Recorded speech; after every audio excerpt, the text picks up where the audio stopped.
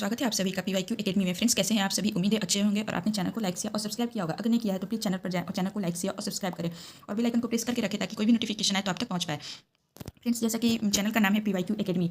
PYQ यानी कि PYQ सारे क्वेश्चन इस चैनल में सॉल्व कराए जाते हैं। जितने भी एग्जाम हो उनके पीवाईक्यू क्वेश्चन यहाँ पे सॉल्व किए जाते हैं। और आज की वीडियो में हम बीपीएससी टीआरई 3 की जो एग्ज़ाम हुई थी, यहाँ पे भी आप देख सकते हैं बीपीएससी टीआरई 3 की जो पीआरटी का पेपर हुआ था, जो कि मार्च में हुआ था। फर्स्ट टाइम अपडेट भी यहाँ पे देख सकते हैं। परीक्षा की तिथि 15/3/2024 का ये पेपर है। और जब आपका फॉर्म 7 मार्च को फॉर्म आया हुआ था टीआरई 3 का, और मार्च में एग्ज़ाम हुआ था पीआरटी का, जो कि बाद में कैंसिल हो गया था और री एग्ज़ाम हुआ था अगस्त में। तो ये जो कैंसिल पेपर हुआ था इसे भी हम सॉल्व करेंगे, क्योंकि एग्ज़ाम के व्यू से अगर देखें तो ये कैंसिल पेपर भी बहुत ही ज़्यादा इंपॉर्टेंट है। क्योंकि नेक्स्ट जो आप टीआरई 4 देंगे, इसमें क्या है कि जितने भी बीपीएससी के एग्जाम होते हैं उसमें पीवाईक्यू क्वेश्चन आते ही आते हैं। पीवाईक्यू क्वेश्चन आप जितने भी एग्जाम दिए होंगे बीपीएससी का, आपने देखा होगा कि पीवाईक्यू क्वेश्चन मैच करते हैं या हुबहू सेम टू सेम क्वेश्चन आ जाते हैं या उन्हीं के आधार पर क्वेश्चन आता है। तो एक भी पीवाईक्यू नहीं छोड़ना है, सभी सारे पीवाईक्यू क्वेश्चन को सॉल्व कर लेना है। तो आज की वीडियो में हम पीवाईक्यू क्वेश्चन करेंगे टीआरई 3 की। और आपका पेपर जो है ये कक्षा 1 से 5 तक का है। जो ये क्वेश्चन पेपर आप देख रहे हैं ये क्लास 1 to 5 का है, जिसको हम पीआरटी बोलते हैं। और आज की वीडियो में टोटल हम जो क्वेश्चन करेंगे वो टोटल आपका क्वेश्चन होगा 120 मार्क्स का क्वेश्चन होगा। टोटल आपका बीपीएससी के बारे में मैं आपको बता दूं, बीपीएससी टीआरई का जो एग्जाम होता है इसके बारे में मैं आपको बता दूं। बीपीएससी टीआरई जो एग्जाम हो रहा है इसके बारे में मैं बता दूं, तो टोटल 150 मार्क्स का आपका पेपर होता है। और इनमें से 30 मार्क्स का आपका लैंग्वेज का पेपर होता है, जिसमें से 9 मार्क्स लाना कंपलसरी होता है। 9 मार्क्स अगर आप लाते हैं तो आप क्वालिफाई माने जाते हैं। तो ये जो 30 मार्क्स का पेपर है वो आज की वीडियो में हम नहीं करेंगे, क्योंकि ये क्वालिफाइंग पेपर है, हम इसे लीव कर देंगे। और 120 मार्क्स का जो आपका पेपर आया हुआ था इनसे सॉल्व करेंगे। और मैथ्स का जो क्वेश्चन है मैं डायरेक्ट उनका आंसर बताऊंगी। और ये जितने भी क्वेश्चन होंगे और उनके आंसर होंगे, ये सारे जो है आयोग के द्वारा ऑफिशियली ये आंसर दिया गया है, वही सारे ये आंसर हैं। और आप कमेंट करके बताना कि 120 क्वेश्चन में से आपने कितने नंबर लाए और ये जो पेपर हुआ था आपको कैसा लगा, टफ था, इजी था, किस प्रकार का पेपर था, आप कमेंट करके जरूर बताना। तो देर नहीं करते हुए वीडियो को स्टार्ट करते हैं। यहाँ से आप देख सकते हैं कि जनरल स्टडीज़ का पेपर आपका स्टार्ट हो रहा है। और इसमें फर्स्ट जो क्वेश्चन है वो है कि प्रथम 5 अभाज्य संख्याओं का योग जो है वो पूछ रहा है कि प्रथम 5 अभाज्य संख्याओं का योग क्या होता है। तो ये प्रथम 5 अभाज्य संख्याओं का जो योग होता है, इसका राइट आंसर होगा इस क्वेश्चन का होगा ऑप्शन बी, यानी कि 28। नेक्स्ट है कि 3 संख्याएं हैं, 3 संख्या दिया हुआ है 3:4:5 के अनुपात में है। और इनका एलसीएम, ये इसका एलसीएम दिया हुआ है 2400 है। और इसका एचसीएफ आपसे पूछ रहा है, तो इसका आपको एचसीएफ निकालना है। तो इसको सॉल्व कीजिएगा आप इस प्रश्न को, तो इसका राइट आंसर हो जाएगा ऑप्शन ए, यानी कि 40 जो है इसका करेक्ट आंसर आएगा। नेक्स्ट क्वेश्चन है कि 4.036 को 0.04 से विभाजित करने पर प्राप्त होता है। इसको पूछ रहा है कि 4.036 को 0.04 से विभाजित करने पर क्या प्राप्त होगा। तो इसका राइट आंसर होगा ऑप्शन ए, यानी कि 1, यानी कि 100.9 होगा। नेक्स्ट है कि 0.000216 का धनमूल है। इसका धनमूल पूछ रहा है कि क्या होगा, तो इसका राइट आंसर हो जाएगा बी, यानी कि 0.06 इसका धनमूल होगा। नेक्स्ट है कि 5 संख्याओं का औसत 27 है। यदि एक संख्या हटा दी जाए तो औसत 25 हो जाता है। निकाली गई संख्या है, जो निकाली गई संख्या है वो राइट आंसर हो जाएगा इसका ऑप्शन सी, यानी कि 35। फ्रेंड्स, यहाँ पर आप एक्सप्लेनेशन में देख सकते हैं किस प्रकार से इस क्वेश्चन को सॉल्व किया गया है। ये मैथ्स के क्वेश्चन है। 34, 47, 29, 41, 33, 69 का माध्यक है। इसका माध्यक पूछ रहा है, इसका राइट आंसर हो जाएगा ऑप्शन सी, यानी कि 37.5। दो सह अभाज्य संख्याओं का गुणनफल उनका एलसीएम होना चाहिए। दो सह अभाज्य संख्याओं का गुणनफल उनका एलसीएम होना चाहिए। इस क्वेश्चन को आप सॉल्व कीजिएगा तो इसका राइट आंसर आएगा ऑप्शन बी, यानी कि 177। फ्रेंड्स, यहाँ पे आप देख सकते हैं एक्सप्लेनेशन में किस प्रकार से इस क्वेश्चन को सॉल्व किया गया है। सह अभाज्य संख्याएं दी गई है, दो संख्याएं जिनके बीच कोई अवनिष्ठ संख्याएं नहीं होती है, सह अभाज्य संख्याएं कहलाती है। दो सह अभाज्य संख्याओं का गुणनफल जो है ये देख सकते हैं कि 13 × 9 कीजिएगा तो आप इसका पाइएगा कि इसका आंसर होता है 117 और एलसीएम 1 लिया गया है। और इस प्रकार से इसको सॉल्व किया गया है। इसका राइट आंसर हो गया है 117। नेक्स्ट है कि यदि 1/3 + 1/2 + 1/8 = 4 है तो x का मान ज्ञात कीजिए। वो इसका मान ज्ञात करना है। और अगर इसका मान निकालिएगा तो इसका राइट आंसर आ जाएगा ऑप्शन ए, यानी कि 6/19।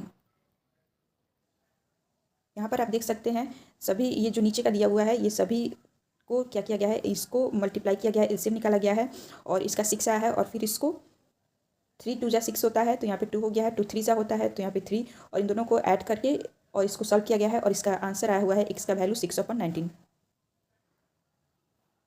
एक छात्र के अंक गलती से 63 के बजाय 83 दर्ज हो गए। एक छात्र के अंक गलती से 63 के बजाय 83 दर्ज हो गए।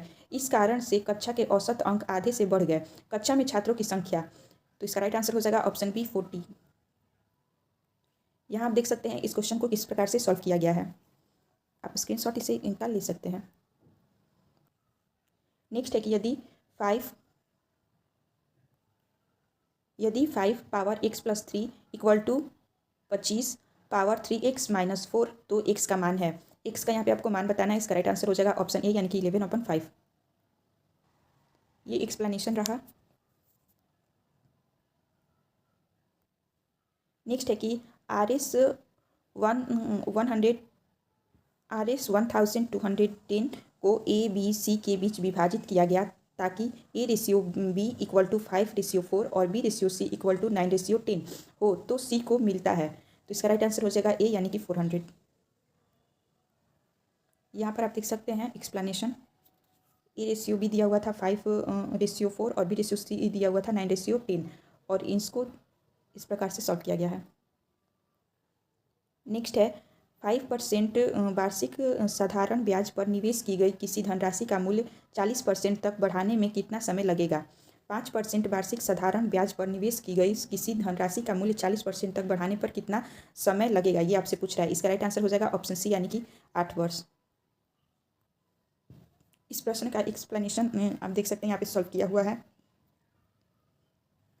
नेक्स्ट है कि दो घनों के आयतन का अनुपात 8/27 है, उनके सतह क्षेत्रफल का अनुपात है, तो ये हो जाएगा 4/9। यहाँ पर इस प्रकार से इस क्वेश्चन को सॉल्व किया गया है। आप स्क्रीनशॉट ले सकते हैं। x = 3 और y = -2 समीकरण 4px - 3y = 12 का एक समाधान है तो p का मान, p का वैल्यू पूछ रहा है कि क्या होगा, तो इसका आंसर हो जाएगा ऑप्शन सी यानी कि 1/2। इस प्रकार से p का वैल्यू निकालेंगे।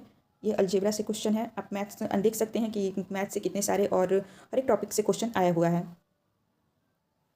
नेक्स्ट है कि y² - 7y + 12 का गुणनखंड है। ये भी अलजेब्रा से है और इसको आप सॉल्व कीजिएगा तो इसका राइट आंसर जो है वो आएगा ऑप्शन ई यानी उपयुक्त में से कोई नहीं। ये जितने भी ऑप्शन दिए हुए हैं ये सभी गलत है, इनमें से कोई भी राइट आंसर नहीं आएगा। यहाँ पर आप एक्सप्लेनेशन में देख सकते हैं किस प्रकार से इस क्वेश्चन को सॉल्व किया गया है। और नेक्स्ट में चलते हैं तो नेक्स्ट है अवलोकनों यानी कि 2, 3, 7, 9, 7, 1, 1, 9, 1, 6, 9 का बहुलक है। इसका बहुलक पूछ रहा है। इसका राइट आंसर हो जाएगा ऑप्शन डी यानी उपयुक्त में से एक से अधिक इसका राइट आंसर होगा। इसका देख सकते हैं दिया हुआ है कि दिए गए अवलोकनों का बहुलक 1 और 9 दोनों है, अतः विकल्प डी जो है ये सही होगा। संख्याओं के समूह में सबसे अधिक बार आने वाली संख्या बहुलक कहलाती है। जो बहुत बार संख्याएं आए उनको बहुलक कहते हैं। नेक्स्ट है कि निम्नलिखित, यहाँ तक आपके मैथ्स के क्वेश्चन दिए हुए थे और नेक्स्ट यहाँ से साइंस के क्वेश्चन स्टार्ट हो रहे हैं। निम्नलिखित में से वह कौन सा यंत्र है जिनके द्वारा विद्युत परिपथ में बहने वाली धारा की पहचान होती है। पूछ रहा है कि वह कौन सा यंत्र है जिसके द्वारा विद्युत परिपथ में बहने वाली धारा की पहचान होती है, तो वो यंत्र है अमीटर। अमीटर इसको बोलते हैं। ऑप्शन सी जो है ये राइट होगा। एक्सप्लेनेशन में दिया हुआ है कि अमीटर ऐसा यंत्र है जिसके द्वारा विद्युत परिपथ में बहने वाली धारा को मापा जाता है। विद्युत धारा को एम्पियर में मापा जाता है। विद्युत धारा जो होता है यानी कि इलेक्ट्रिक करंट जिसको बोलते हैं उसको एम्पियर में मेजर किया जाता है। इसलिए इसका नाम एमीटर होता है। गैल्वेनोमीटर का उपयोग छोटे विद्युत प्रवाह का पता लगाने या उसका परिणाम को मापने के लिए किया जाता है।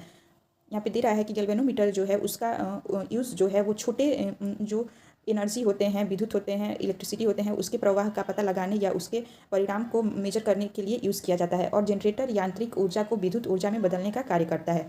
जनरेटर यांत्रिक जो है ये ऊर्जा को विद्युत ऊर्जा में बदलने का कार्य करता है। नेक्स्ट है कि सितारों के चमकने की प्रकाशीय प्रक्रिया निम्नलिखित में से किसके कारण होती है। अब देखते हैं कि स्टार्स जो है वो रात में बहुत ही ज़्यादा वो शाइन करते हैं, तो ये पूछ रहा है ये प्रक्रिया किस के कारण होती है, तो इसका राइट आंसर हो जाएगा वातावरणीय अपवर्तन के कारण ये होता है। एक्सप्लेनेशन में दे रखा है कि सितारों के चमकने की प्रकाशीय प्रक्रिया वातावरणीय अपवर्तन के कारण होती है। इसके अन्य उदाहरण पानी से भरे टब की तली में पड़ा सिक्का ऊपर उठा हुआ दिखता है। अगर आप एक बाल्टी में पानी लीजिएगा, उसमें पानी से उसको बाल्टी या टब लीजिएगा, उसको पानी से भर दीजिएगा और उसमें एक सिक्का डालिएगा तो जो सिक्का है वो ऊपर उठा हुआ दिखाई देता है। द्रव्य में डूबी असत हुई सीधी छड़ टेढ़ी दिखाई देती है।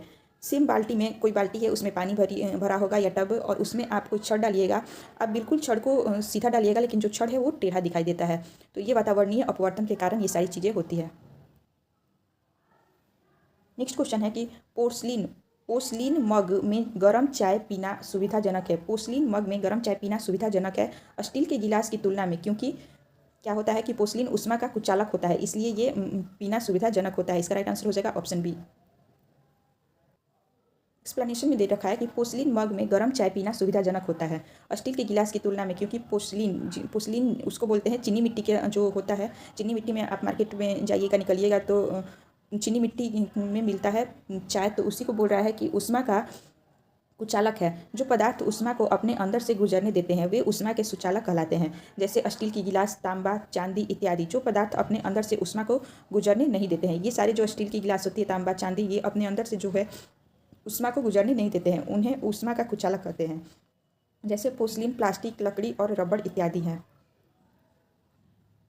नेक्स्ट क्वेश्चन है कि अवतल दर्पण द्वारा बनाया हुआ प्रतिबिंब, अवतल दर्पण द्वारा बनाया हुआ जो प्रतिबिंब है वो इनमें से दे रखा है कि निश्चित रूप से वास्तविक होगा यदि वस्तु आभासी है। बी में है हमेशा वास्तविक होता है, सी है हमेशा आभासी होता है, डी है उपयुक्त में से एक से अधिक होता है, ई है उपयुक्त में से कोई नहीं। तो इसका राइट आंसर हो जाएगा ऑप्शन ई, यानी कि उपयुक्त में से कोई नहीं।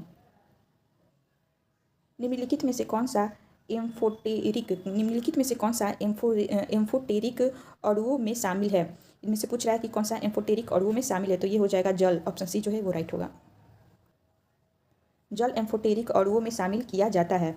एम्फोटेरिक ऑक्साइड अम्ल और क्षार के रूप में कार्य कर सकता है। यह अम्ल और क्षार दोनों को निष्क्रिय कर देता है। इसके उदाहरण एल्युमिनियम ऑक्साइड और जिंक ऑक्साइड है। नेक्स्ट है कि लुईस की अभिधारणा निम्नलिखित में से किसके बर्ताव को व्याख्यायित करती है? लुईस की अभिधारणा निम्नलिखित में से किसके बर्ताव को व्याख्यायित करती है? तो ये हो जाएगा क्षार। ऑप्शन ए जो है ये राइट होगा। जीएन लुईस ने अम्ल और क्षार का वर्णन करने के लिए एक वैकल्पिक अभिधारणा प्रस्तावित किया। जीएन लुईस जो है उन्होंने अम्ल और क्षार का वर्णन करने के लिए एक वैकल्पिक अभिधारणा को प्रस्तावित किया। इन्होंने संरचना और बंधन के आधार पर अम्ल और क्षार की सामान्यीकृत व्याख्या दी है। इस प्रकार से इसका राइट आंसर ऑप्शन ए हो जाएगा। नेक्स्ट क्वेश्चन है कि उदासीनीकरण प्रक्रिया का उत्क्रम क्या है? उदासीनीकरण प्रक्रिया का उत्क्रम क्या है? तो इसका राइट आंसर हो जाएगा फॉर्मेशन जो है इसका राइट आंसर हो जाएगा। अम्ल और क्षार की प्रक्रिया को उदासीनीकरण प्रक्रिया के रूप में जाना जाता है। उदासीनीकरण प्रक्रिया का उत्क्रम हाइड्रोलिसिस है। इस अभिक्रिया के उत्पाद अम्ल और जल है। उदाहरण के लिए सोडियम हाइड्रॉक्साइड NaOH के साथ इलेक्ट्रोक्लोराइड अम्ल HCl की अभिक्रिया में सोडियम क्लोराइड NaCl जिसको बोलते हैं कुछ अतिरिक्त जल के अणुओं का विलय बनता है। नेक्स्ट है कि निम्नलिखित में से कौन सा द्वितीयक प्रदूषक है? तो इसका राइट आंसर हो जाएगा ऑप्शन ई, उपयुक्त में से कोई नहीं। वे प्रदूषक जो प्राथमिक वायु प्रदूषकों और अन्य वायुमंडलीय घटकों के बीच परस्पर क्रिया के कारण बनते हैं, द्वितीयक प्रदूषक उनको कहा जाता है। उदाहरण स्वरूप पैन, प्रकाश, रासायनिक धुंध, ओजोन और अम्ल वर्षा इत्यादि वे प्रदूषक जो स्रोत के से सीधे वायुमंडल में प्रवेश करता है प्राथमिक प्रदूषक कहलाता है। उदाहरण इसके हैं CO2, CO, HF और HCS इत्यादि। इस प्रकार विकल्प ई जो है ये उपयुक्त में से कोई नहीं होगा। नेक्स्ट है कि DNA का कौन सा भाग प्रोटीन की सूचना देता है? DNA का कौन सा भाग पूछ रहा है कि प्रोटीन का सूचना देता है? तो जीन होता है जो प्रोटीन की सूचना देता है। DNA का वह भाग जो प्रोटीन के लिए जानकारी प्रदान करता है वह जीन है। जीन प्रोटीन की जानकारी देता है। जीन प्रत्येक मानव कोशिका के अंदर पाए जाते हैं। जीन जो है वो प्रत्येक मानव के कोशिका यानी कि सेल के अंदर पाए जाते हैं, जिन्हें केवल शक्तिशाली माइक्रोस्कोप से देखा जा सकता है। प्रत्येक व्यक्ति में लगभग 20,000 जीन होते हैं। जीन को विभिन्न लक्षणों के लिए कोड किया जाता है, जैसे पुरुष और महिला, लिंग और आँख का रंग इत्यादि के लिए। नेक्स्ट है यदि कोई बीमारी नॉन ह्यूमन प्राणी के किसी मनुष्य में पहुंचती है तो इसे क्या कहते हैं? यदि कोई बीमारी पूछ रहा है कि नॉन ह्यूमन प्राणी के किसी मनुष्य में पहुंचती है तो इसे क्या कहते हैं? तो इसे पशुजन्य बीमारी कहते हैं। ऑप्शन ए जो है ये राइट होगा। यदि कोई बीमारी जो किसी नॉन ह्यूमन प्राणी से किसी मनुष्य में पहुंचती है तो इसे पशुजन्य बीमारी या जूनोटिक रंग रोग कहा जाता है।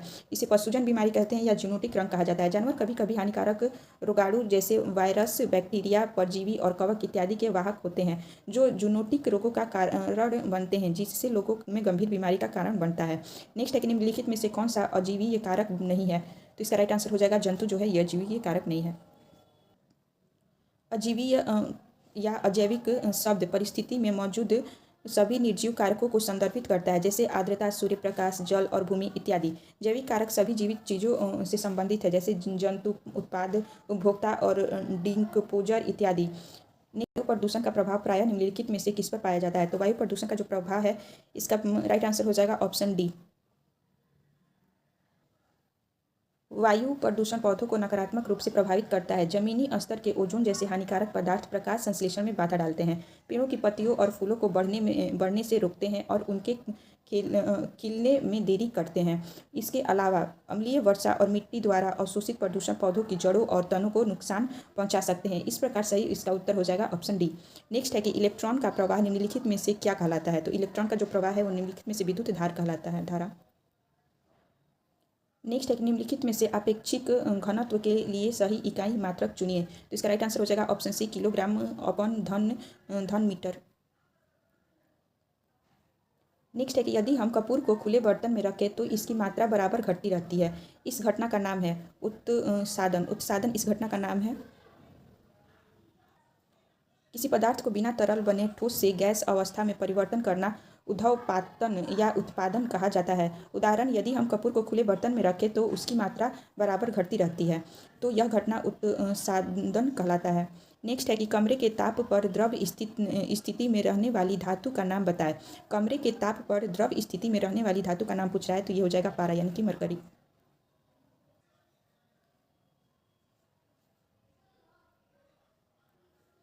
नेक्स्ट है कि केंद्र सरकार ने, यहाँ तक साइंस के क्वेश्चन थे, अब यहाँ पे जो है ये सीए का क्वेश्चन स्टार्ट हो रहा है, करेंट अफेयर्स का। केंद्र सरकार ने अटल भूजल योजना की समयावधि को बढ़ाया है। केंद्र सरकार ने अटल भूजल योजना का समय योजना जो है, केंद्र सरकार ने अटल भूजल योजना की समयावधि को बढ़ाकर 2027 तक किया हुआ है। नेक्स्ट है कि किस भारतीय प्रौद्योगिकी संस्थान ने तंजानिया में अपना परिसर खोलने का निर्णय किया है? तो आईआईटी मद्रास भारतीय प्रौद्योगिकी संस्थान है जो कि तंजानिया में अपना परिसर खोलने का निर्णय किया है। खीर भवानी मेला आयोजन किया जाता है। खीर भवानी एक मेला है जिसको आयोजन जिसका है जो है जम्मू कश्मीर में किया जाता है। भारत की सबसे लंबी सिंचाई नहर कौन सी है? भारत की सबसे लंबी सिंचाई नहर पूछ रहा है कि कौन सी है, तो यह है इंदिरा गांधी नहर। ऑप्शन सी जो है ये राइट होगा। भारत की सबसे लंबी सिंचाई नहर इंदिरा गांधी नहर है। इसकी लंबाई 645 किलोमीटर है। इसे सतलज नदी पर हरिके बांध से राजस्थान के थार रेगिस्तान तक ले जाया गया है। इससे 3 राज्य जैसे पंजाब, हरियाणा और राजस्थान में सिंचाई की जाती है। इंदिरा गांधी जो नहर है इससे 3 राज्य की सिंचाई की जाती है, पंजाब, हरियाणा और राजस्थान, ये याद रखिएगा। और इसकी लंबाई अगर पूछे तो 645 किलोमीटर है और ये भारत की सबसे लंबी सिंचाई नहर है। नेक्स्ट है नए केंद्रीय सतर्कता आयुक्त कौन है? तो इसका राइट आंसर हो जाएगा ऑप्शन बी यानी कि पीके श्रीवास्तव। हिनले पासपोर्ट सूचकांक 2023 में भारत का कौन सा स्थान है? तो ये सूचकांक दिए गए हैं और इनमें से पूछ रहा है कि हिनले पासपोर्ट सूचकांक में भारत का कौन सा स्थान है। तो ये जो ऑप्शन दिए गए हैं ये इनमें से कोई नहीं होगा, तो इनमें से कोई नहीं। हिनले एंड पार्टनर्स द्वारा हिनले पासपोर्ट सूचकांक 2023 में 193 देशों में भारत का स्थान जो था वो 80 था। जो जनवरी 2024 में भारत 50वें स्थान पर खिसक गया। 2024 में 85वें स्थान पर खिसक गया। इसमें शीर्ष 6 देश France, Germany, Italy, Spain, Japan और सिंगापुर है। नेक्स्ट क्वेश्चन पूछ रहा है कि मल्लिका साराभाई संबंधित है। पूछ रहा है कि मल्लिका साराभाई का संबंध किससे है? तो शास्त्रीय नृत्य से मल्लिका साराभाई का संबंध है। किस बैंक द्वारा प्रसिद्ध क्रेडिट स्विस बैंक का अधिग्रहण करने का निर्णय किया गया है? तो यूबीएस बैंक के द्वारा किया गया है। कौन सा देश प्रति वर्ष स्वदेशी लोगों के लिए फ्री लैंड कैंप आयोजित करता है? तो फ्री लैंड कैंप जो है वो ब्राज़ील के द्वारा आयोजित किया जाता है प्रति वर्ष। राष्ट्रीय जनता दल की स्थापना किस वर्ष हुई थी? राष्ट्रीय जनता दल की स्थापना पूछ रहा है कि किस वर्ष हुई थी? तो 1997 में हुआ था। ऑप्शन सी जो है ये राइट होगा। बिहार औद्योगिक निवेश प्रोत्साहन। बिहार औद्योगिक निवेश प्रोत्साहन वस्त्र एवं चर्म नीति 2022 के अनुसार पेटेंट शुल्क की कितनी राशि तक का अनुदान किया जाएगा? तो 10 लाख तक किया जाएगा। पटना जिले के अंतर्गत कितने विधानसभा निर्वाचन क्षेत्र हैं? पूछ रहा है कि पटना जिले के अंतर्गत कितने विधानसभा निर्वाचित क्षेत्र हैं? तो ये क्षेत्र हैं 14। भारत ने एक मजबूत केंद्र के साथ संघीय प्रणाली का विचार उधार लिया है। तो कनाडा से भारत ने एक मजबूत केंद्र के साथ संघीय प्रणाली का विचार उधार लिया है। राज्यसभा का सदस्य बनने के लिए आवश्यक न्यूनतम आयु है, तो न्यूनतम आयु होगा 30 वर्ष। किस भारतीय फिल्म ने 2023 में ऑस्कर पुरस्कार जीता? तो द एलिफेंट व्हिस्परर्स ने ऑस्कर पुरस्कार जीता है 2023 में। ये पॉलिटिकल साइंस का क्वेश्चन है कि संविधान का कौन सा अनुच्छेद अस्पृश्यता के उन्मूलन को सुनिश्चित करता है? तो इसका राइट आंसर हो जाएगा, अस्पृश्यता बोल रहा है तो इस अनटचेबिलिटी, तो इसका राइट आंसर हो जाएगा ऑप्शन सी यानी कि अनुच्छेद 17। भारतीय संविधान के अनुच्छेद 17 अस्पृश्यता के उन्मूलन को सुनिश्चित करता है। अनुच्छेद 15 धर्म, मूल, वंश, जाति, लिंग या जन्म स्थान के आधार पर भेदभाव पर रोक लगाता है। और अनुच्छेद 16 लोक नियोजन यानी कि रोजगार मामले में सभी नागरिकों को समान अवसर देता है। अनुच्छेद 17 अस्पृश्यता से संबंधित है। अनुच्छेद 15 धर्म, मूल्य, वंश, जाति, लिंग, जन्म स्थान से संबंधित है। और अनुच्छेद 16 जो है वो लोक नियोजन यानी कि रोजगार मामले से संबंधित है। नेक्स्ट है कि निम्नलिखित में से कौन सा बृहद ग्रह नहीं है? तो इसका राइट आंसर हो जाएगा ऑप्शन ए यानी कि मंगल। सौरमंडल में आकार यानी कि बड़े से छोटे क्रम में के आधार पर 4 बड़े ग्रह यानी कि बृहस्पति, शनि, अरुण और वरुण है। बड़े से छोटे क्रम में सौरमंडल में जो है 4 बड़े ग्रह हैं, बृहस्पति, शनि, अरुण और वरुण। जबकि मंगल ग्रह आकार में सातवां बड़ा ग्रह है जो केवल बुध ग्रह से बड़ा है। नेक्स्ट है कि बिहार के किस जिले में धान का उत्पादन सर्वाधिक होता है? तो धान का सर्वाधिक उत्पादन जो है ये रोहतास जिला में होता है। कौन सा भारतीय सर्वेक्षण विभाग का स्थापना वर्ष है? कौन सा भारतीय सर्वेक्षण विभाग का स्थापना वर्ष है? तो 1767 जो है ये सर्वेक्षण विभाग का स्थापना वर्ष है। और इस प्रकार से ऑप्शन बी जो है वो राइट हो जाएगा। मत्स्य कृषि सूचक है। मत्स्य कृषि जो है ये संभववाद का सूचक है। पर्वत शिखर पर मिलने वाली चट्टानी सतह कहलाती है। पर्वत शिखर पर मिलने वाली चट्टानी सतह को बोलते हैं फेल्सेन मीर बोलते हैं। लैंड सॉफ्ट विचारधारा किस स्कूल से संबंधित है? लैंड सॉफ्ट विचारधारा जो है ये जर्मन स्कूल से संबंधित है।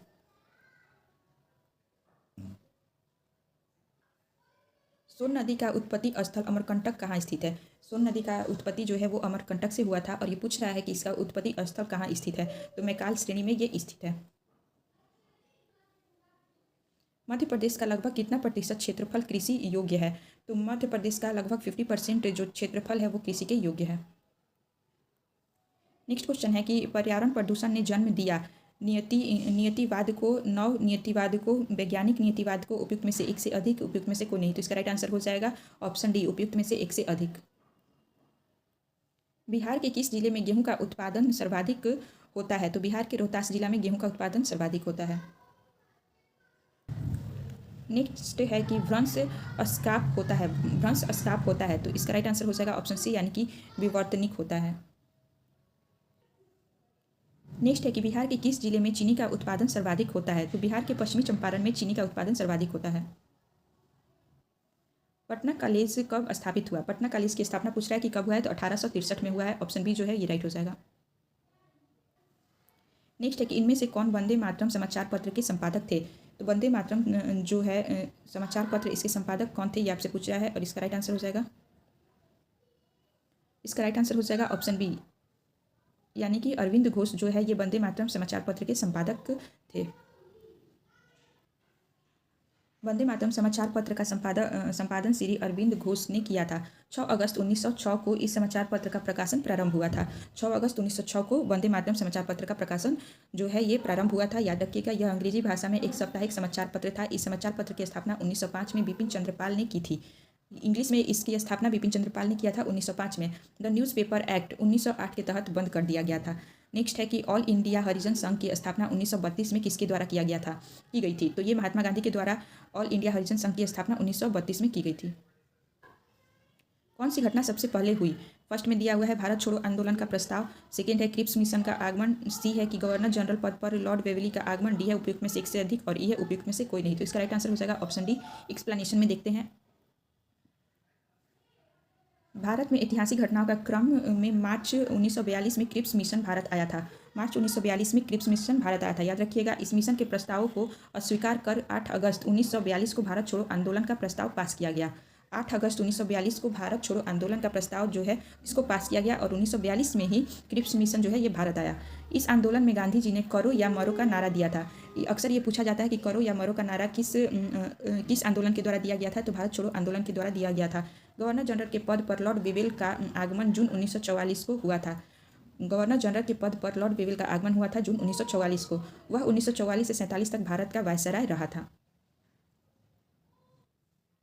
नेक्स्ट है कि इनमें से किसने यह कहते हुए भारतीय राष्ट्रीय कांग्रेस की हंसी उड़ाई कि यह एक बहुत सूक्ष्म भाग यानी कि अल्पसंख्यक का प्रतिनिधित्व करता है। तो ये जो बात है ये कहा गया था डफरिन के द्वारा। भारतीय राष्ट्रीय कांग्रेस की हंसी उड़ाते हुए डफरिन ने कहा था कि यह एक बहुत सूक्ष्म भाग का प्रतिनिधित्व करता है। नेक्स्ट है कि मुजफ्फरपुर बम कांड में किसको फांसी की सजा दी गई थी? तो मुजफ्फरपुर बम कांड जो है इसमें फांसी की सजा खुदीराम बोस को दिया गया था। मुजफ्फरपुर बम कांड की घटना 30 अप्रैल 1908 को हुई थी। इसे खुदीराम बोस और प्रफुल्ल चाकी ने अंजाम दिया था। मुजफ्फरपुर बम कांड 30 अप्रैल 1908 को हुआ था। खुदीराम बोस और प्रफुल्ल चाकी के द्वारा इसको अंजाम दिया गया था। इसमें जिलाधिकारी किंग्सफोर्ड की जगह लेडी केनेडी की मृत्यु हो गई। इसमें जो है बम विस्फोट जो हुआ था इसमें जिलाधिकारी किंग्सफोर्ड को इसमें ये घटना में उनको मारना था, लेकिन इनकी जगह पे लेडी केनेडी की मृत्यु हो गई। इस अपराध में 17 वर्षीय युवक खुदीराम बोस को 11 अगस्त 1908 को फांसी दे दी गई थी। नेक्स्ट है कि इनमें से कौन एक अहरार आंदोलन से संबंधित नहीं थे? अहरार एक आंदोलन है जिससे पूछ रहा है कि कौन संबंधित नहीं था। तो इसका राइट आंसर हो जाएगा ऑप्शन सी यानी कि मौलाना अल्ताफ हुसैन हाली जो है इससे संबंधित नहीं थे। नेक्स्ट क्वेश्चन है कि एक्सप्लेनेशन में दे रखा है कि अहरार आंदोलन से मौलाना अल्ताफ हुसैन हाली संबंधित नहीं थे। इस आंदोलन की शुरुआत 1910 में की गई थी। इसके नेतृत्वकर्ता मौलाना मोहम्मद अली, मौलाना मजहरुल हक और मौलाना जफ़र अली खां और हसन इमाम इत्यादि थे। इन्होंने राष्ट्रवादी आंदोलन में सक्रिय भागीदारी की वकालत की। नेक्स्ट है कि 1832 से 33 के मध्य कोल विद्रोह का नेतृत्व किसने किया था? तो इसका राइट आंसर हो जाएगा ऑप्शन ई यानी उपयुक्त में से कोई नहीं। एक्सप्लेनेशन में देखें तो प्रमुख जनजातीय आंदोलन कोल विद्रोह 1832 से 33 के मध्य कोल विद्रोह हुआ। 1832 से 33 के बीच में हुआ था मध्य कोल विद्रोह। इसका नेतृत्व बुद्धू भगत ने किया। यह आंदोलन छोटा नागपुर क्षेत्र में हुआ था। यह आंदोलन बाहरी लोगों यानी कि दिक्कू अंग्रेजों के शोषण का बदला लेने के लिए किया गया था। आप कमेंट करके बताना कि सिंधु और कान्हू जो है ये किस विद्रोह से संबंधित है। नेक्स्ट क्वेश्चन है कि किस वर्ष बाबू कुंवर सिंह का देहांत हुआ? तो बाबू कुंवर सिंह का देहांत जो है वो 1858 ईस्वी में हुआ। 1857 की क्रांति के महान नायक बाबू कुंवर सिंह का देहांत 26 अप्रैल 1858 को हुआ था। 1857 की क्रांति में अंग्रेजों के खिलाफ लड़ाई में घायल होने के कारण हुआ था। कुंवर सिंह जगदीशपुर के भोजपुर जिला यानी कि बिहार के रहने वाले थे और 1857 की क्रांति में अंग्रेजों के खिलाफ लड़ाई में घायल होने के कारण उनका 26 अप्रैल 1858 को मृत्यु हो गई, देहांत हुआ। नेक्स्ट है कि युवा बंगाल आंदोलन की स्थापना का श्रेय किसे है? युवा बंगाल आंदोलन का स्थापना का श्रेय किसे है? तो हेनरी विवियन डेरेजियो का है। किस तिथि को क्लीमेंट एटली ने घोषणा की कि जून 1948 तक ब्रिटिश भारत को छोड़ देगा? तो 20 फरवरी 1947 को यह घोषणा की गई थी। किस वर्ष बिहार को बंगाल से अलग किया गया था? पूछ रहा है कि किस वर्ष बिहार को बंगाल से अलग किया गया था। तो ये इसके जितने भी ऑप्शन दिए हुए हैं ये सभी गलत हैं। इसके राइट आंसर हो जाएगा ऑप्शन ई। 22 मार्च 1912 को बंगाल प्रांत से बिहार और उड़ीसा को अलग करके एक नया प्रांत बनाया गया था। 22 मार्च 1912 को भारत शासन अधिनियम 1935 के तहत 1 अप्रैल 1936 को पुनः बिहार और उड़ीसा को अलग कर प्रांतों में विभाजित कर दिया गया था। नेक्स्ट क्वेश्चन है कि निम्नलिखित में से भारत छोड़ो आंदोलन 1942 का मुख्य कारण क्या था? तो फर्स्ट में इसका राइट आंसर हो जाएगा क्रिप्स मिशन की असफलता इसका कारण था। नेक्स्ट क्वेश्चन है कि हिंदी भारत के संघ की राजभाषा होगी ऐसा संविधान निर्मात्री सभा की किस समिति द्वारा सितंबर 1949 में निर्णित कर दिया गया था? तो ये प्रारूम समिति के द्वारा यह जो है निर्णित किया गया था। हिंदी भारत के संघ की हिंदी भारत के संघ की राज्य भाषा होगी, ऐसा संविधान निर्मात्री सभा की प्रारूप समिति द्वारा सितंबर 1949 में निर्णित कर दिया गया था। नेक्स्ट है कि निम्नलिखित में से भारतवर्ष में विधि की शून्यता का कौन सा पहलू पाया जाता है। भारतवर्ष में विधि की शून्यता का कौन सा पहलू पाया जाता है। ए में दिया हुआ है न्यायपालिका विवादित कार्यपालिका आदेश या विधायी उपायों को पूर्णतः या उसके भाग को शून्य घोषित कर सकती है। सेकंड में है कि यह संविधि पूर्णतः या आंशिक रूप से शून्य घोषित किया जा सकती है। सी में है कि एक शून्य विधि को संवैधानिक संशोधन के माध्यम से राज्य द्वारा पुनः जीवित किया जा सकता है। डी में है उपयुक्त में से एक से अधिक और ये है उपयुक्त में से कोई नहीं। तो इसका राइट आंसर हो जाएगा ऑप्शन डी। नेक्स्ट है कि निम्नलिखित में से किस समिति का मुख्य उद्देश्य 1970 से पूर्व भारत में दल बदल की सटीक परिभाषा देना था। तो चौहान समिति का ये जो मुख्य उद्देश्य था 1970 से पूर्व भारत में दल बदल सटीक परिभाषा का परिभाषा देना था चौहान समिति के द्वारा। बाई बी चौहान अध्यक्षता में दल बदल पर एक समिति का गठन किया गया था, जिसने फरवरी 1969 में अपनी रिपोर्ट प्रस्तुत की, जिसका मुख्य उद्देश्य 1970 में पूर्व भारत में दल बदल की सटीक परिभाषा देना था। इनमें से किसने सामुदायिक कार्यक्रम को एक मौन क्रांति की संज्ञा दी थी। सामुदायिक कार्यक्रम को एक मौन क्रांति की संज्ञा दिया था जवाहरलाल नेहरू के द्वारा। बिहार सौर ऊर्जा सिंचाई योजना निम्नलिखित में से किस वर्ष आरंभ की गई। तो 2008 में बिहार सौर ऊर्जा सिंचाई योजना आरंभ की गई। ब्रॉड गेज रेलवे लाइन की साइज होती है। ब्रॉड गेज रेलवे लाइन की साइज पूछ रहा है कि होती है तो 16,676 एम होता है। भाला फेंकने वाला वह कौन है जिसके पास ओलंपिक तथा वर्ल्ड चैंपियनशिप दोनों खिताब है। तो ये है नीरज चोपड़ा। ध्वनि के मापन की इकाई को कहा जाता है। ध्वनि यानी कि साउंड के पूछ रहा है कि मापन की इकाई को क्या बोलते हैं। तो इसका राइट आंसर हो जाएगा, राइट आंसर इसका होगा यानी कि उपयुक्त में से कोई नहीं। भारत के नए संसद भवन को देश को कब समर्पित किया गया। तो 28 मई 2023 को भारत के नए संसद भवन को देश को समर्पित किया गया। भारत का चंद्रयान 3 चंद्रमा की सतह पर कब उतरा। तो ये 23 अगस्त 2023 को उतरा। भारत के संविधान का अनुच्छेद 1 देश को बनाता है, एक संघ बनाता है। अनुच्छेद 1। ब्रिटिश शासन के दौरान दिल्ली राजधानी की नींव किसने रखी। ब्रिटिश शासन के दौरान दिल्ली राजधानी की नींव किसने रखी। तो जॉर्ज पंचम के द्वारा ये रखा गया। सरकारी सूत्रों के अनुसार कोविड-19 के कारण मिड 2023 तक कितने भारतीयों ने जान गंवाई। तो लगभग 5 लाख लोगों ने जान गंवा दी। भारत में G20 का ध्येय वाक्य है। तो ये है वसुधैव कुटुंबकम।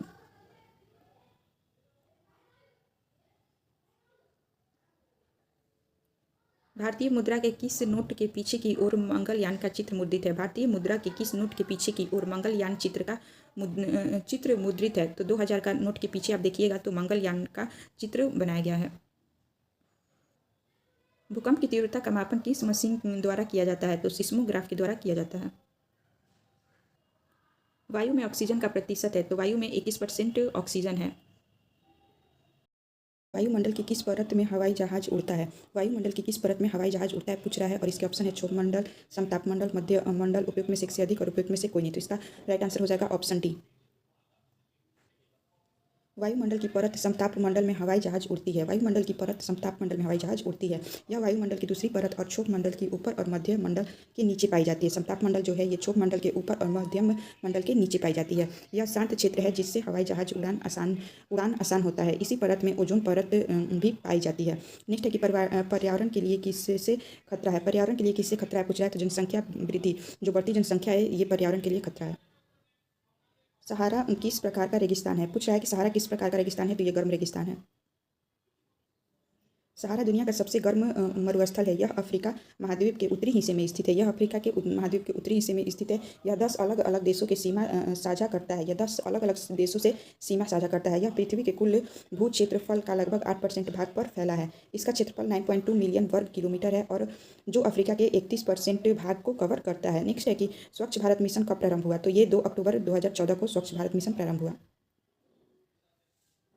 गंगा नदी के तट पर स्थित शहर है, तो गंगा नदी के तट पर जो शहर स्थित है वो है प्रयागराज। ऊर्जा का गैर परंपरागत स्रोत है। ऊर्जा का गैर परंपरागत स्रोत है पूछ रहा है, तो इसका राइट आंसर हो जाएगा ऑप्शन डी। यहाँ दे रखा है कि गैर परंपरागत ऊर्जा के स्रोत प्रकृति से उत्पन्न होते हैं, जिन्हें नवीकरणीय ऊर्जा स्रोत कहा जाता है। इसके अंतर्गत बायोमास, भूतापीय ऊर्जा, सौर, पवन इत्यादि ऊर्जा पाई जाती है, जबकि परमाणु ऊर्जा परंपरागत ऊर्जा स्रोत है। इस प्रकार डी ऑप्शन सही है। जनसंख्या घट जाएगी यदि जन्म दर कम हो और मृत्यु दर अधिक हो, तो जनसंख्या क्या है, घट जाएगी। निम्नलिखित में से किस प्रकार के प्रदूषण से पीलिया रोग फैल सकता है। पीलिया रोग जो फैलता है वो जल के कारण ये रोग फैलता है। निम्नलिखित में से भारत में कौन सा स्थान जैव विविधता हॉटस्पॉट है, तो जैव विविधता हॉटस्पॉट जो है वो है पश्चिमी घाट, वेस्टर्न घाट। बीओडी जिसे बोलते हैं जैविक ऑक्सीजन की मांग की उच्च मात्रा इंगित करती है, तो बीओडी की उच्च मात्रा जो है वो इंगित करती है पानी बहुत प्रदूषित हो तब। हेपेटाइटिस ए किस प्रकार की बीमारी है। हेपेटाइटिस ए पूछ रहा है किस प्रकार की बीमारी है। भोजन प्रदूषण, जल उत्पत्ति बीमारी, वायु उपयुक्त बीमारी, तो इसका राइट आंसर हो जाएगा ऑप्शन डी। हेपेटाइटिस ए यह वायरस HAV के कारण होने वाली यकृत की सूजन है। यह वायरस मुख्य रूप से तब फैलता है जब एक असंक्रमित यानी कि बिना टीका वाला व्यक्ति किसी संक्रमित व्यक्ति से के मल से दूषित भोजन या पानी का सेवन करता है। यह रोग असुरक्षित पानी या भोजन, अपर्याप्त स्वच्छता और मौखिक गुद्दा सेक्स से निकटता से जुड़ता है। इसलिए इसका ऑप्शन क्या है, डी सही होगा। नेक्स्ट क्वेश्चन है कि मल के द्वारा प्रदूषित पानी में मछलियों की मृत्यु होती है क्योंकि ऑक्सीजन की कमी हो जाता है। जब जल जो है वो मल के कारण प्रदूषित हो जाता है तो वहाँ पे ऑक्सीजन की कमी हो जाती है, इसलिए मछलियों की मृत्यु होती है। निम्नलिखित में से कौन सा प्रदूषण जनित विकार है, इसका राइट आंसर ऑप्शन डी दिया हुआ है। नेक्स्ट है कि भारत में प्रवाल भित्तियाँ पाई जाती है। भारत में प्रवाल भित्तियाँ पूछ रहा है कि पाई जाती है, इसका राइट आंसर हो जाएगा ऑप्शन बी, यानी कि अंडमान एवं निकोबार द्वीप समूह में प्रवाल भित्तियाँ पाई जाती है। भारत में प्रवाल भित्तियों का क्षेत्र अंडमान एवं निकोबार द्वीप समूह है। कच्छ की खाड़ी, मन्नार की खाड़ी, पाल्क की खाड़ी और लक्षद्वीप समूह में पाए जाते हैं। वे समुद्री पारिस्थितिक तंत्र का स्वास्थ्य मुर्गों पर निर्भर करता है। इन्हें महासागर का वर्षावन भी कहा जाता है। नेक्स्ट है कि वह युग्म चुनिए जिनमें शब्द भिन्न भिन्न प्रकार से संबंधित हो, तो वो है गेहूँ और फसल। निम्नलिखित में से विषम संख्यात्मक युग्म समूह चुनिए, तो वो हो जाएगा ऑप्शन ए, यानी कि 80 और 50। दी गई श्रृंखला से गलत संख्या ज्ञात कीजिए। ये जो 40, 96 और 864 दिया गया है, इसमें से गलत संख्या ज्ञात करना है। तो आयोग के द्वारा इसका जो आंसर दिया गया है वो स्टार करके ऐसे दिया गया है, यानी इनमें से कोई भी आंसर नहीं है। लेकिन जब आप इस क्वेश्चन को सॉल्व कीजिएगा तो इसका राइट आंसर आएगा 40। यहाँ आप देख सकते हैं किस प्रकार से इसको सॉल्व किया गया है और सॉल्व करने पर 40 आ रहा है। नेक्स्ट है कि दौड़ में मोहन नमित से तेज दौड़ा और ओम पवन से तेज दौड़ा। यदि नमित एवं ओम दोनों बराबर थे तो दौड़ में कौन प्रथम था, तो इसका राइट आंसर हो जाएगा ऑप्शन ए, यानी कि मोहन।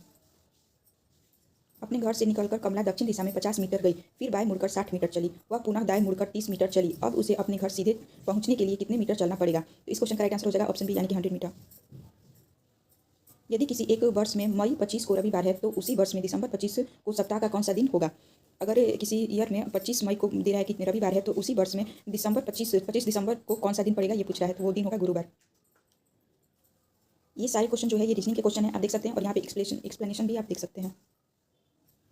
एक कुट भाषा में कालीकट को 82, 51, 89, 6 एवं दिल्ली को 73, 5, 4, 1 लिखा जाता है, तो उसी कुट भाषा में कलकत्ता को कैसे लिखा जाएगा पूछ रहा है, तो इसका राइट आंसर हो जाएगा ऑप्शन ए। यहाँ पर एक्सप्लेनेशन में आप देख सकते हैं किस प्रकार से इस क्वेश्चन को सॉल्व किया गया है।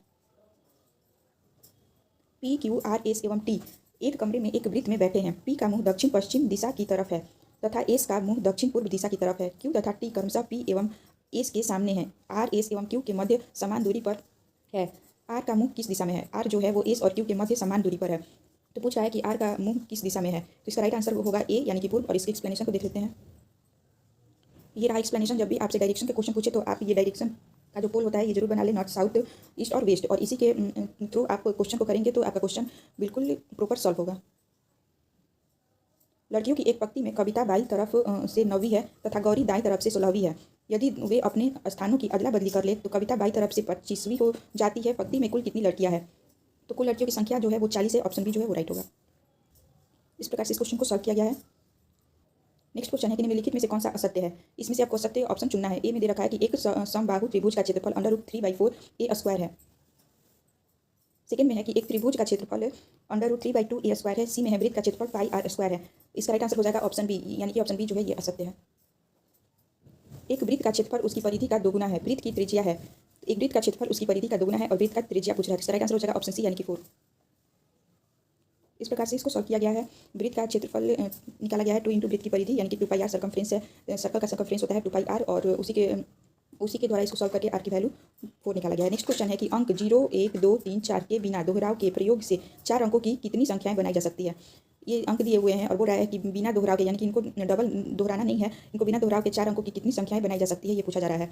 तो इस क्वेश्चन का राइट आंसर हो जाएगा ऑप्शन ई जो है इस क्वेश्चन का राइट आंसर होगा। इसके एक्सप्लेनेशन को आप देख सकते हैं किस प्रकार से इस क्वेश्चन को किया गया है, बिना दोहराए हुए किस प्रकार से इसको सॉल्व किया गया है। नेक्स्ट क्वेश्चन देखते हैं कि नीचे दी गई आकृतियों में से लुप्त संख्याएं ज्ञात कीजिए। यहाँ पे आप देख सकते हैं यहाँ और यहाँ 2 जगह संख्याएं लुप्त है, इसी को आपको ज्ञात करना है। तो इसका राइट आंसर जो है वो हो जाएगा ऑप्शन बी, यानी कि 81 और 9। इस प्रकार से इस क्वेश्चन को सॉल्व किया गया है, आप यहाँ पे देख सकते हैं। नेक्स्ट क्वेश्चन है कि एक कुट भाषा में मिल्टन को LMRJRK और माउस को CQSMK लिखा जाता है, तो उसी भाषा में टकिन को कैसे लिखा जाएगा? TAKEN, tuck in. तो इसके क्वेश्चन का राइट आंसर हो जाएगा ऑप्शन बी। नेक्स्ट है कि समान पैटर्न का अनुसरण करते हुए दी गई श्रृंखला में लुप्त अक्षर याद कीजिए। CLD इसमें से जो लुप्त है वो है ऑप्शन ए, यानी कि पी। और आज के सेशन का लास्ट क्वेश्चन है 150। एक वस्तु के क्रय मूल्य RS 900 पर 20%, 30% और 40% क्रमिक छूट मिलती है। छूट के बाद वस्तु की कीमत है, तो छूट के बाद पूछ रहा है कि वस्तु की कीमत क्या है? तो इसका राइट आंसर हो जाएगा 302.4, ऑप्शन बी। इस प्रकार से फ्रेंड्स आज के PRT के TRE 3.0 के जो आपका पेपर हुआ था, जो कैंसिल हुआ था मार्च में, ये पेपर हुआ था, इसके टोटल 120 क्वेश्चन को हमने आज की वीडियो में कंप्लीट किया है। और उम्मीद है आपको आज की वीडियो पसंद आई होगी। ये सारे क्वेश्चन आपके लिए बहुत ही हेल्पफुल होंगे। अगर वीडियो पसंद आया हो तो प्लीज़ चैनल को लाइक से और सब्सक्राइब करें, और कमेंट करना ना भूलें कि आपने कितने मार्क्स लाए, ये क्वेश्चन आपको कैसा लगा। और मिलते हैं नेक्स्ट वीडियो में। जो अगस्त में पेपर हुआ था, नेक्स्ट वीडियो में उसको हम कवर करेंगे, और TRE 1, 2 इसके भी जो PYQ को पेपर है उसको भी हम सॉल्व करेंगे। ना सिर्फ PRT के पेपर को हम सॉल्व करेंगे, आगे 6 to 8 THT और PGT इन सभी पेपर को कवर करने की कोशिश करेंगे। उम्मीद है वीडियो पसंद आया होगा। मिलते हैं नेक्स्ट वीडियो में। Thank you.